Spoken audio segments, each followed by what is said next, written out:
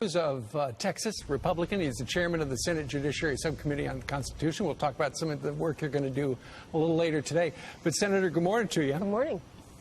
Good morning. Good to be with you. Good to have you as well. How do you depict what we have seen in the last 36 hours between the squad and the president and Republicans and Democrats and Nancy Pelosi?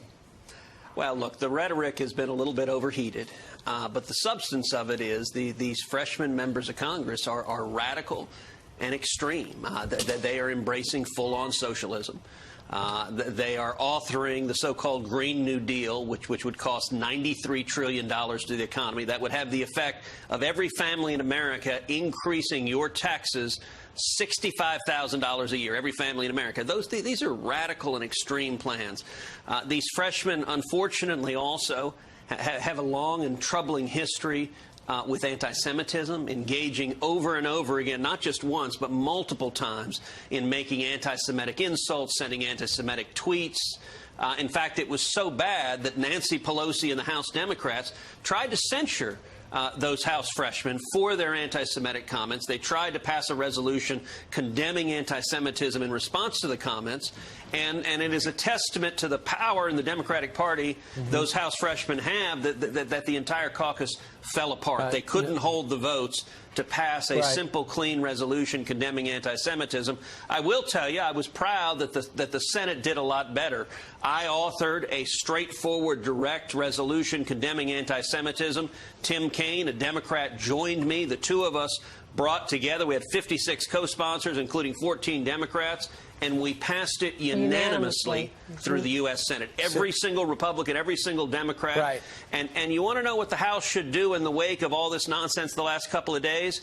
They ought to take up and pass the resolution that the Senate just passed 100-0. Why didn't they do it? Because most of the conference is terrified of those freshmen. They're terrified of the radical activists behind those freshmen, and so they basically, the committee chairs, the Speaker has handed her gavel over to those freshmen. The committee chairs have handed their gavels over to the freshmen, and every one of them are terrified that these freshmen will criticize them. And what it means is the angry radicals, the people who, I mean, you saw in that clip right there that they're accusing the president of being a white nationalist. Senator, the speaker did criticize them, and in turn, they accused the speaker of being critical of them because they are people of color. And that's when the president inserted himself. So in the past, you and the president famously clashed, like Rand Paul, like Lindsey Graham, and you guys got over it and you respect each other. Lindsey Graham basically said, the president, I understand where you're coming from, but aim higher. Joni Ernst and Senator Tim Scott kind of thought the president was over the line. Where does Ted Cruz stand? Oh, listen, like most tweets the president sends, I wouldn't send these particular tweets. But I'll tell you, the substance of their record is indefensible. The substance of their record is extreme, it's radical, and I think we ought to be talking about the substance of their record, the substance about why they send tweets minimizing 9/11 and minimizing al-Qaeda when they attacked America on 9/11. That's troubling when you're saying things like that. Yeah, those are also things you wouldn't say either. All right, let's talk about... That is exactly right. I love it. Thank you guys so much. It is such an honor to be here. Such an honor. You know, so there is something that I have learned about Democrat politicians over the last 2 years that I have been in politics. Over these last 2 years, they have tried and failed miserably to paint me as someone who is anti-black and anti-women. In case you guys haven't noticed, I am, in fact, a black woman. I've learned from these experiences that Democrat leaders create noise and nonsense to distract from their own sins. They employ the idea that you should accuse the other side of exactly what you are guilty of. They do this consistently. They do this repeatedly. And they do this in lockstep with one another. For example, yesterday, Joe Biden, in a stunning announcement, declared his candidacy for president of 2020 because he felt that our nation was at risk because of white supremacy.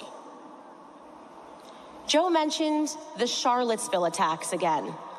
The one where our president clearly and specifically condemned both Nazis and white supremacists, words which the media carefully edited out. But Joe says that that's the moment, Charlottesville, that's the moment that he realized that he had to step up and save the nation. Now, why would Joe do that? Why would Joe Biden suggest that he needed to step out as an act of duty to protect Black Americans? What is it that Joe Biden is distracting from when he insinuates that all of the freedom-loving American patriots who stand beside this president are somehow supporting a white supremacist agenda? I think I have a couple of ideas what he might be distracting from. Joe is distracting from his very own and very questionable history with Black America. You see, it was Joe Biden that advocated for segregation in the 1970s. He said it was something that Black people wanted, that it was best that we remain apart in society. It was Joe Biden that wrote and championed the crime bill in 1994, which led to the mass incarceration of Black men. And it was Joe Biden who, to this day, says that his mentor and dearest friend in politics was Robert Byrd, a literal KKK member, a literal KKK member, Robert Byrd. And now he wants us to believe that he is a champion against racism. I'm gonna have to pass on this one, Creepy Joe.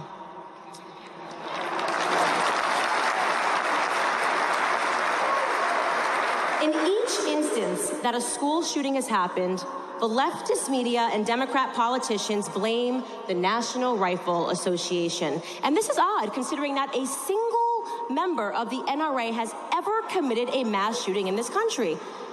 Even more odd is the fact that they pretend America is facing a gun violence epidemic when they know that that too is categorically false.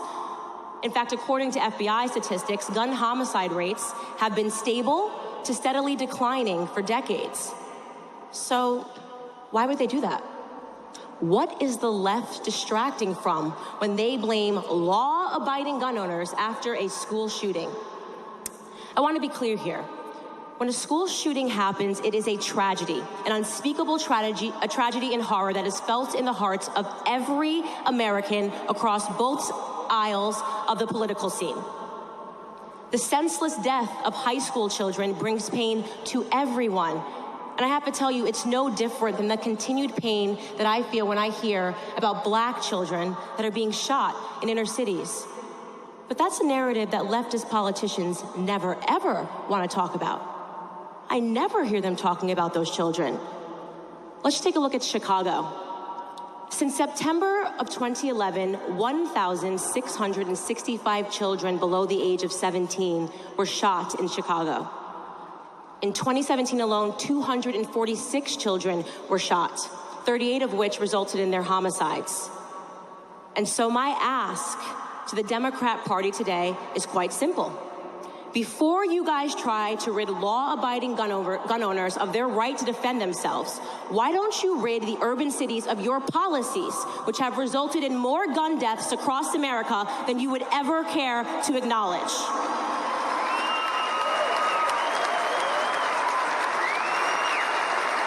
Because it is your policies, Democrats, not the NRA's, that continue to encourage father absence in the Black community. It is your welfare policies which promise our women more money if they do not marry the father of their children. And it is your policies, Democrats, not the NRA's, that have sent the Black youth running to the streets and into gangs in search for the fraternity that is denied to them within their homes. You routinely and falsely claim that the NRA has blood on its hands as a distraction from what is dripping from your own.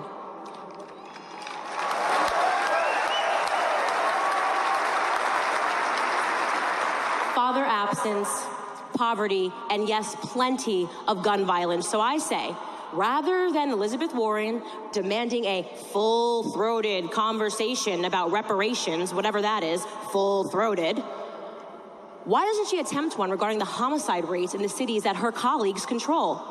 Baltimore, Philadelphia, Chicago, Flint, abject poverty and gun violence. But I know why the Democrats don't want to have that conversation. I know exactly why they don't want to talk about that. Because what is happening in the black community destroys any moral credibility that the Democrats have left. They pretend that they just want stricter gun control, but conveniently leave out the fact that Chicago, the city with the highest gun deaths, already has the strictest gun laws in the nation.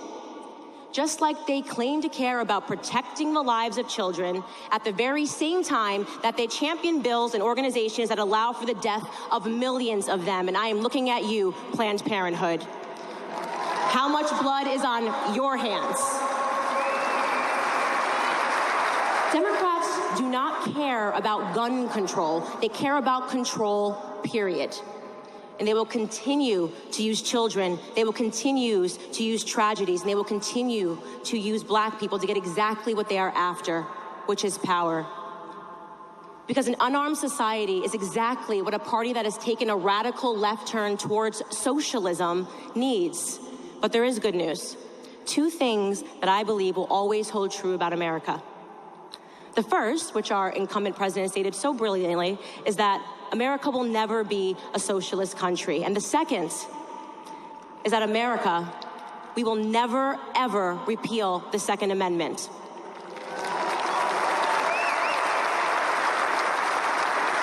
My time is running short here, but I would just like to thank Chris Cox and the National Rifle Association for this amazing opportunity to stand upon this stage and to share the truth, which is that if I have anything to do with it, I promise you all, there will be a Blexit, a black exit from the Democrat Party. God bless you all. Have a great